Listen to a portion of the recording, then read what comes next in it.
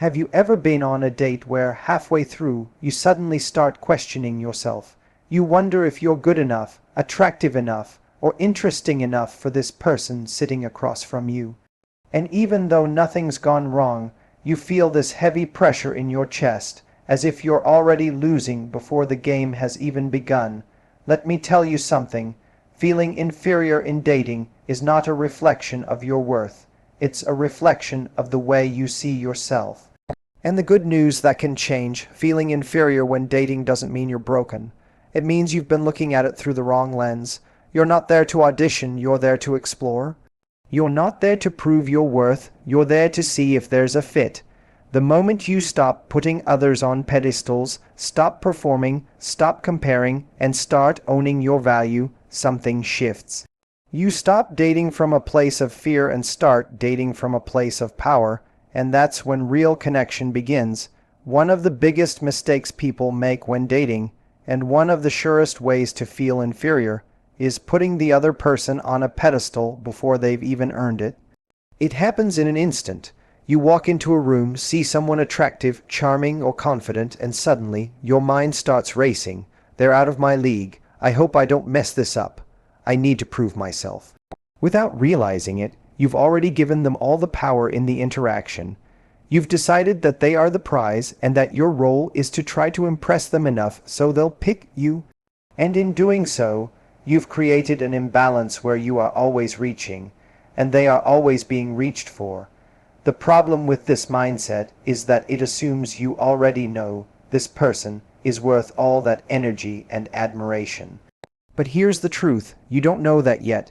At best, all you know is that they look good, or they carry themselves with confidence, or they have some quality that caught your attention.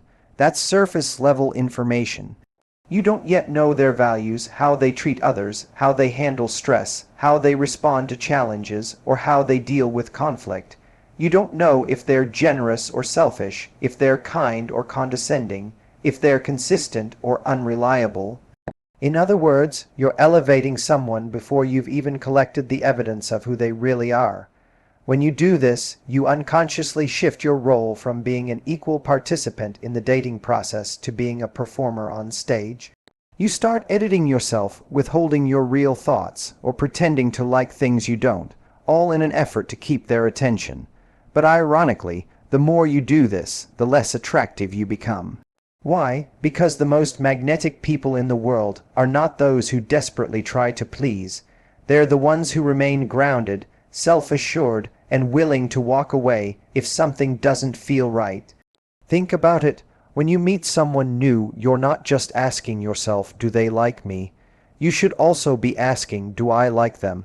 Do I respect how they live? Do I feel safe, happy, and valued in their presence? By putting someone on a pedestal too soon, you skip those vital questions. You lock yourself into a mindset where their opinion of you matters more than your opinion of them. And that's the exact trap that makes you feel small, anxious, and inferior. If you want to stop feeling that way, you have to flip the script.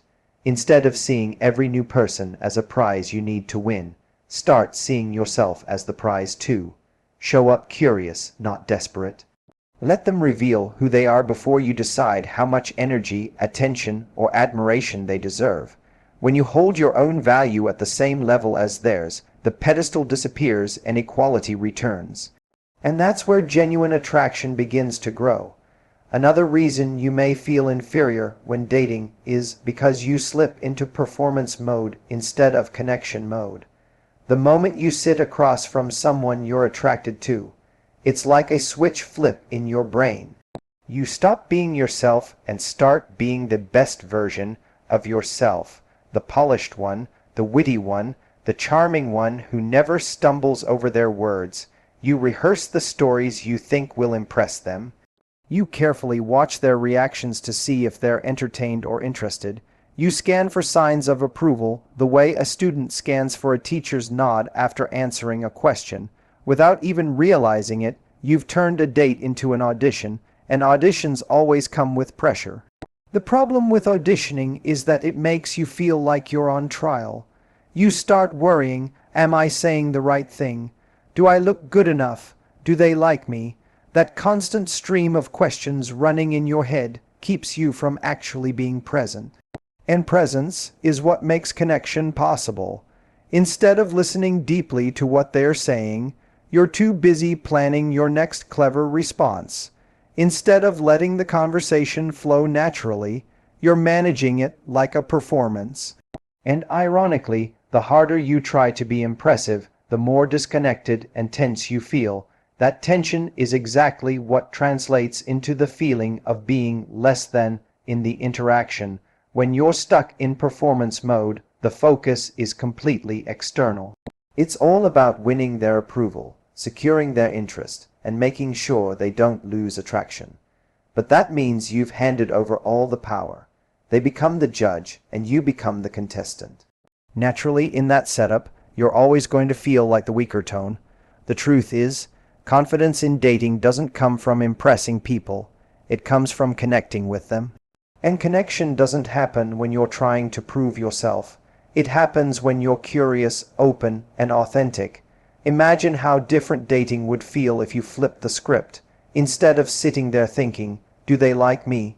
you start asking yourself, "Do I like them? Do I enjoy how I feel when I'm around them? Do I see qualities in them that I want in my life?" That small mental shift changes everything. Suddenly, you're no longer auditioning. You're evaluating. You're no longer trying to be chosen. You're choosing to.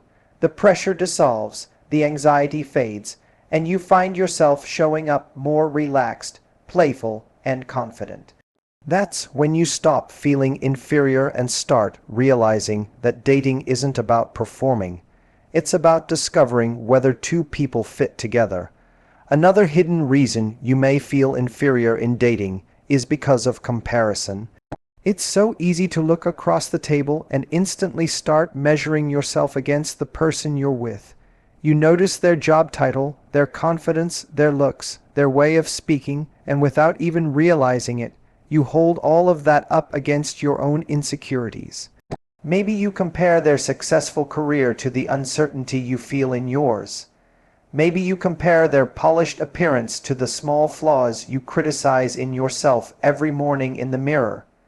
Maybe you compare their smooth charisma to the nervous energy you think you're giving off. In other words, you stack their best qualities against your most vulnerable weaknesses. And of course, when you play the game that way, you always lose. What you don't see, though, is the full picture of the person across from you. You're not seeing their doubts, their flaws, or the insecurities they keep hidden. Everyone has them. No one walks into a date completely immune from fear of judgment.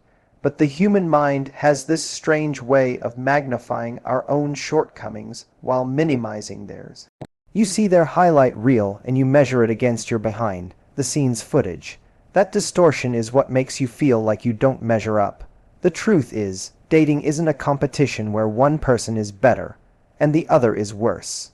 It's not about ranking yourself against someone else. It's about compatibility. Two people can be equally amazing and still not be a match. And two people can both have flaws but fit together in a way that feels easy and natural. When you compare yourself unfairly, you rob yourself of the chance to discover that natural fit. You're too busy judging yourself to even notice whether the other person is actually aligned with what you want. The shift comes when you start owning your unique qualities. You may not have their job, their looks, or their social confidence, but you have your sense of humor, your empathy, your loyalty, your perspective on the world, qualities that no one else can bring in the exact same way. The moment you start focusing on what makes you valuable instead of obsessing over where you fall short, the comparison game loses its grip. And once that happens, you no longer sit across from someone thinking, "I'm less than." You start realizing that what you bring to the table is just as important, just as worthy, and just as irreplaceable.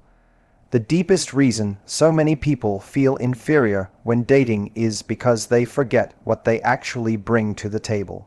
Somewhere along the way, we've been conditioned to believe that our worth in relationships is tied to external markers, our looks, our status, our income, or our achievements. We get stuck in the idea that unless we have the perfect body, the perfect career, or the perfect lifestyle, we're automatically less desirable than someone who seems to have those things. But dating isn't a business negotiation where two people compare resumes. It's not about who checks the most boxes on paper. At its core, dating is about connection, and connection is built on things far more meaningful than surface-level accomplishments. When you forget the value you bring, you unconsciously show up as if you have nothing to offer. You walk into a date already apologizing for who you are, already trying to hide your flaws, already overcompensating to make up for what you think you're lacking. But here's the truth. What makes you attractive isn't perfection. It's authenticity. It's the warmth you bring into a room. It's the way you make someone feel seen when they talk to you. It's the humor you add to a conversation, the kindness you show to a stranger, the passion you have for the things you love. These qualities don't just matter. They are the very things that make someone want to be around you. The tragedy is that most people overlook these gifts because they've been too focused on chasing the qualities they think others want. You might dismiss your ability to listen deeply as not special enough. But for someone out there, being with a partner who listens and understands could feel life-changing. You might underestimate your quirky sense of humor because it doesn't fit some idealized version of charm. But for the right person, that exact humor will be the spark that makes them fall for you. You might think your values, your loyalty, or your perspective aren't visible at first glance, but those are the things that turn attraction into something lasting. Owning your value doesn't mean you have to walk into a date with arrogance or a laundry list of reasons why you're amazing. It simply means remembering that you are not just there to impress, you are also there to enrich. You have the power to add joy, to bring lightness, to offer support, to share laughter, and to inspire growth. When you walk into a date with that mindset, the dynamic shifts completely. You stop shrinking, you stop overthinking, and you start showing up as someone who knows they belong. And that sense of belonging, that quiet confidence in what you bring, is what makes others see your worth too. Here's the conclusion of your full speech, written in 4 long, powerful paragraphs that tie everything together and leave a lasting impression. When you really look at why so many people feel inferior when dating, it all comes down to how we position ourselves in the dynamic. We hand over our power before the other person has even earned it. We put them on a pedestal without knowing their true character, and we forget to ask ourselves the most important question: do I even want them in my life? The truth is, when you treat someone as the prize from the very beginning, you strip yourself of the chance to see them clearly. You get caught in chasing approval rather than discovering compatibility. Shifting your perspective to see yourself as equally valuable instantly levels the playing field and removes that weight of feeling less than. Another trap is falling into performance mode instead of connection. You may think the way to win someone over is to be flawless, but the moment you start trying too hard to impress, you lose your authenticity. Real connection doesn't come from rehearsed stories or forced perfection. It comes from presence, curiosity, and honesty. If you stop focusing on whether they like you, and instead ask yourself whether you genuinely enjoy how you feel with them, dating starts to feel lighter. That change of focus dissolves pressure, creates balance, and restores your confidence. It reminds you that you're not auditioning, you're exploring. Comparison, of course, is another poison that feeds insecurity. It's easy to look at someone's confidence, achievements, or appearance, and forget that everyone carries insecurities you cannot see. The problem is not that you are lacking, it's that you are measuring your reality against their highlight reel. Dating is not about who is better, it's about whether two people fit together in a meaningful way. When you stop the comparison game and start embracing what makes you unique, you unlock the freedom to show up without apology. That's when your true qualities, your humor, your kindness, your perspective, become the very things that make you stand out. At the heart of it all, the most important shift is remembering the value you bring. You are not just someone hoping to be chosen. You are also someone with the power to choose. You bring energy, perspective, compassion, and life experience that no one else can replicate. When you walk into a date grounded in the awareness of your own worth, everything changes. You stop shrinking, you stop second guessing, and you start connecting from a place of strength. Feeling inferior isn't a permanent condition, it's just a mindset. And when you shift that mindset, dating transforms from something that drains you into something that empowers you. Thank you so much for taking the time to be here with me today. If this message spoke to you, remember, it's not just about listening, it's about applying these insights to your own life. The moment you start shifting the way you see yourself, everything about dating begins to change. I truly appreciate your support, and if you found value in this video, make sure to give it a like, share it with someone who needs to hear this today, and subscribe so you don't miss future content designed to help you grow in confidence and connection. Your journey matters, and every small shift you make brings you closer to the love and relationships you deserve. Stay consistent, stay true to your worth, and never forget, you bring something to the table that no one else can. Until next time, take care of yourself, keep growing, and I'll see you again very soon. Goodbye for now, and thank you once again.